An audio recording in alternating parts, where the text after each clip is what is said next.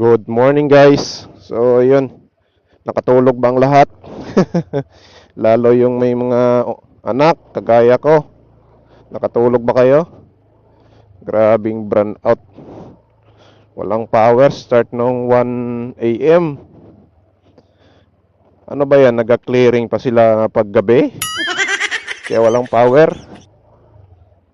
Grabe, tudong paypay guys. Paypay ng karton. Kasi yung bata pag mainit, iiyak talaga yan. Lalo pag plywood yung wall mo, tapos or di kaya sementado. Walang hangin na lumulusot. Sure ball gid yan. Para na kayong zombie pagka inumagahan. Bakit nag-burn out? Baka